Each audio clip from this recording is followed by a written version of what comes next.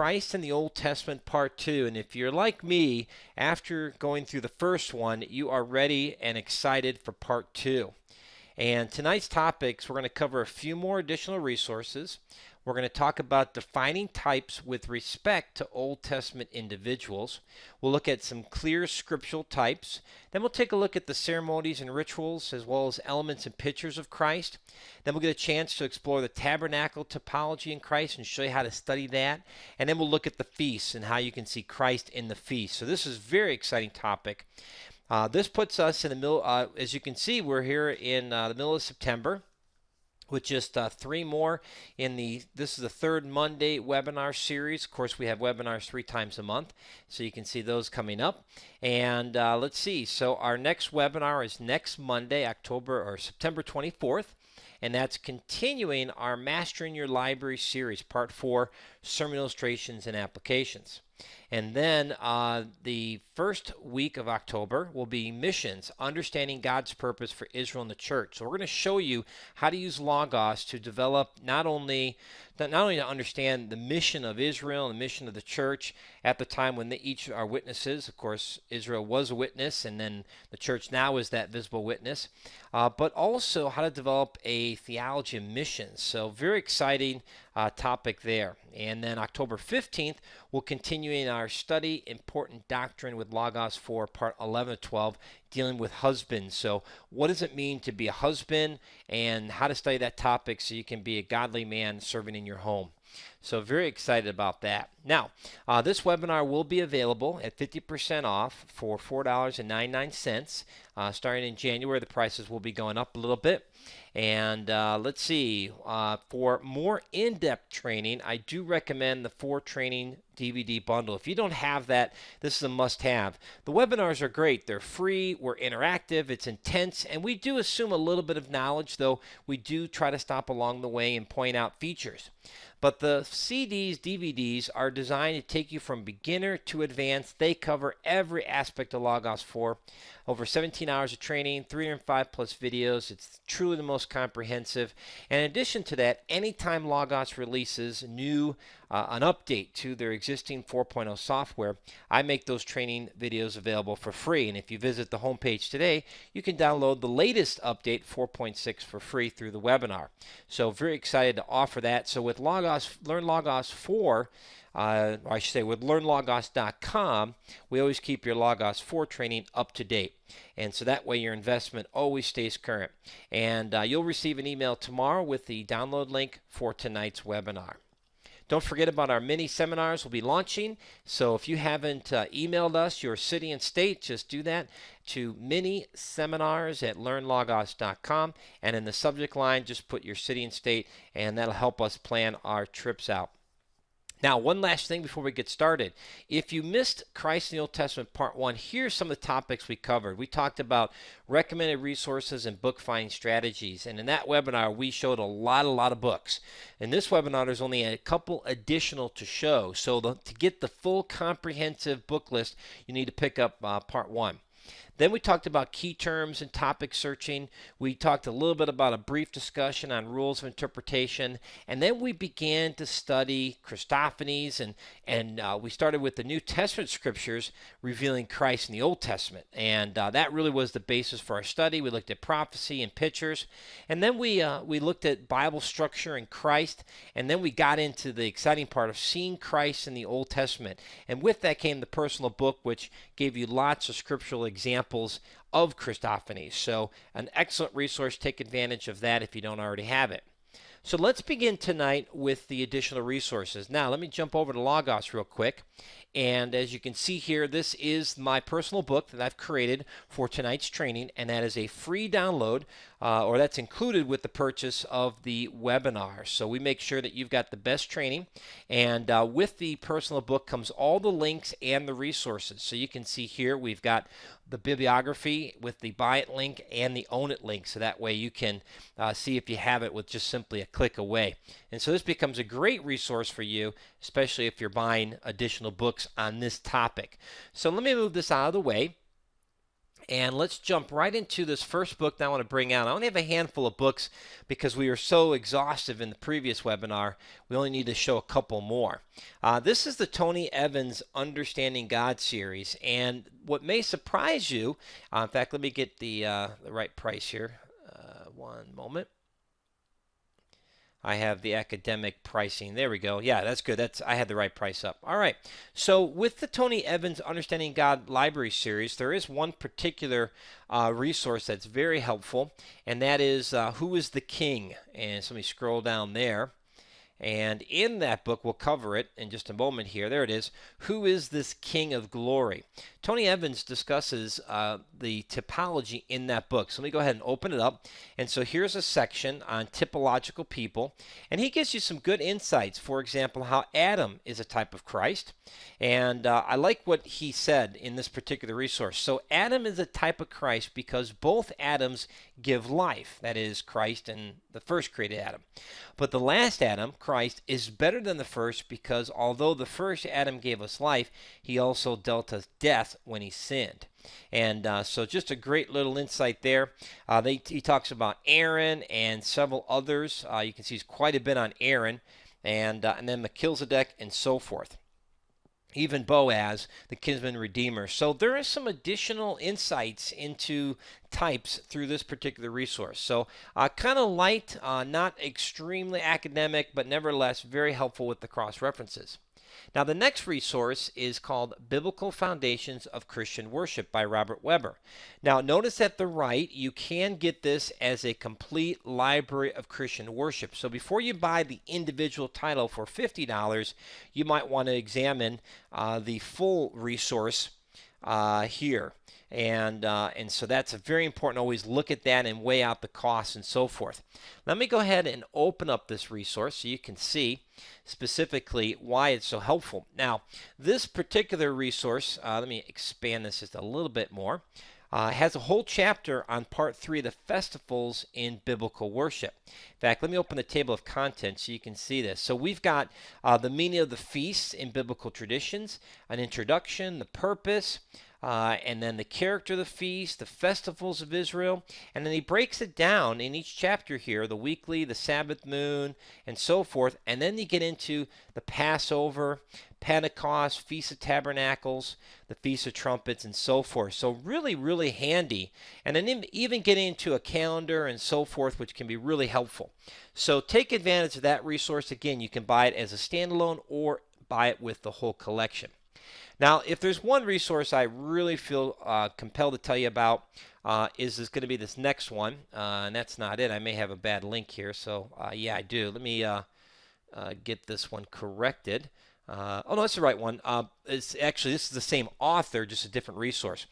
And this is definitely one that I appreciate because this is a whole systematic theology book on Israel. And there's not too many resources out there that look at Israel as a separate systematic theology topic. And so this can be really helpful. Let me go ahead and open it, and you'll see why. So, for example, here's Israel and the future. Israel and the church age. And so whether you're a dispensationalist and you see that Christ and the church is separate, or if you see that you're a replacement theology, this resource is going to help discuss that and help you come to the biblical understanding. And I do like this because it deals with so many issues related to Israel. In fact, let me just go ahead and open that up. And so you can see that right here. You got the covenant, Israel's covenant. I mean, this is quite a bit of information dealing with these very important issues, and it's all devoted to Israelology. So a must-have book for you guys who love theology. Now, along with that, the same author is this one, and it's called the Messianic Bible Study Collection. And this guy, Arnold Fruchtenbaum, if I'm pronouncing his name right, has really done a great service for the church in what he has done in this study. So let me first point out that this is part of the Ariel Ministries Messianic Collection. So when you look at the balance here, $195 for the book or $319 for the collection, and let me go right there real quick to the collection. You'll see this is a really good value. Now notice it is part of Portfolio. So if you've got Portfolio, then you've already got this resource. But you can see that Israelology is included in here and a whole bunch of other resources. So Pretty neat. And these are well done. So let's go ahead and pull one up and take a look at it firsthand. So here's the Messianic Bible Study Collection, and let me maximize that. Open up the table of contents, and you can see there's quite a bit of information. So you've got here we're at the glorification, but we've got the Messiah, and you can see there's a nice outline for each section of the book. And then you can just scroll through, and he's got nice, easy layout. He's got good cross references and so forth. Down below, he actually deals specifically with the feasts and some of the insights there. So here you go, the Feast of Passover, and understands and gives you the background there. So this is really quite informative, great layout, easy to use, an excellent teaching syllabus if you want to teach on this. And I think you'll really, really enjoy this. I really wanted to promote this one because I have found this to be extremely helpful in my own personal studies as well. All right, now those are specific resources that I didn't cover last time that as I studied this topic, I discovered and found them to be pretty handy. So take a look at those. All right, now that brings us back to the next point in our presentation, which is defining types with respect to Old Testament individuals.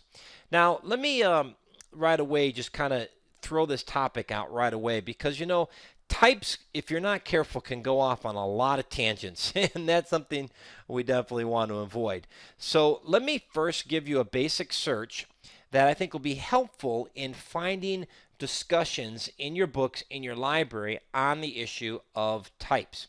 So I'm going to go ahead and I've created this collection. And we demonstrated last week how to create this collection, and the rule is in the personal book, but I'll open up again just so you can see that.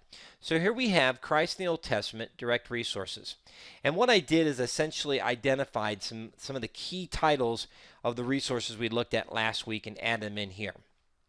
All right, so that's the collection we're going to search against. Now, if you don't have this collection, that's okay. You could search the entire library, which I'm going to do for this example.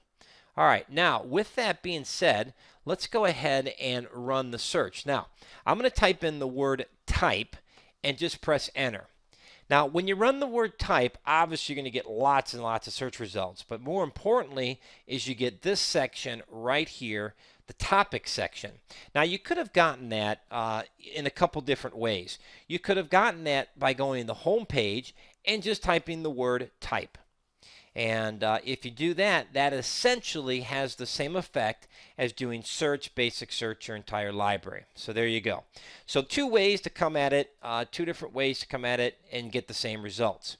Now you'll see that we have type being described in all these dictionaries and encyclopedias. And just a quick reminder for those of you who haven't a chance to watch some of the training videos, your prioritization will affect the order of these resources. So if you have a favorite Bible dictionary or a favorite encyclopedia, you can place that high up in your Bible, your prioritizations, which here is in library, prioritize, and you can see here that I've got my Tyndale Bible Dictionary and Lexham, and you'll see that right away I've got Tyndale Bible Dictionary and Easton.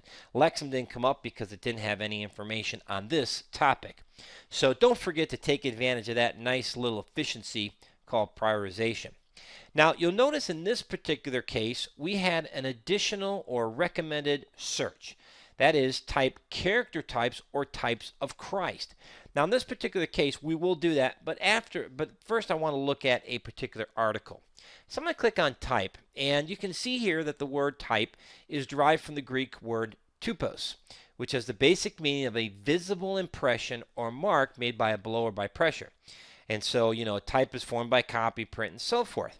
Now, a type down here below this paragraph is helpful. A type is also an entity found in the Old Testament that prefigures one found in the New Testament.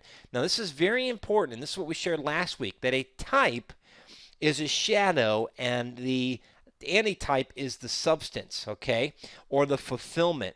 So, in order to protect yourselves from making anything and everything a type, you have that constraint that says it must be fulfilled in the New Testament.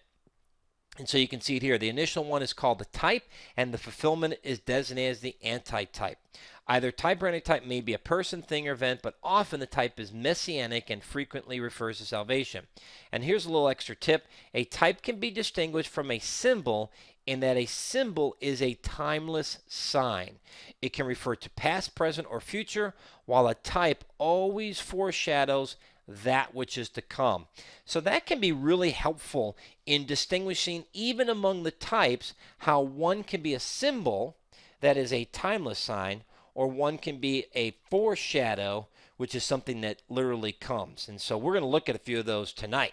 So I thought that definition would be very helpful. Now, we could go through and learn more about types by just simply looking through these dictionaries and encyclopedias. The next one I want to look at is the types of Christ. And so let me get my book here out of the way and move that right over here. And so now we ran the types of Christ, and you'll see that we've got some additional resources here, types of Christ, types of foreshadows. And this is really, really helpful when studying the types because someone has already done the hard work of finding those lists for you. And so, for example, let's see. Let's go to this one, Types of Christ, New Testament textbook. And here they are. Adam, Abel, Abraham, Aaron, the ark. So notice they're mixing individuals as well as with things or even events like the brazen serpent or the cities of refuge. Well, that would be a city in that case. But so forth. And you can see there's quite a bit here listed in new topical textbooks. In fact, over 45 of them. Now let's go to Wilmington's book, A Bible List, which is another really great resource. And let me move that in here. And so he has not only who, but then he gives you kind of the how he is a type and how he's fulfilled. So Adam is a type, type of Christ, his headship over a new creation. Now there's more types with Adam, but this is one that's particularly clear. Then we have Noah, his saving life. We have Abraham, his fatherhood, and Melchizedek, and Isaac and so forth. And Joseph in particular has quite a bit. So keep in mind that that can be really, really helpful, having these kind of lists like this for you. So take advantage of those. Notice that his list is not as extensive, up to 18, because this particular author wanted to be really clear and so forth. And so having the search for type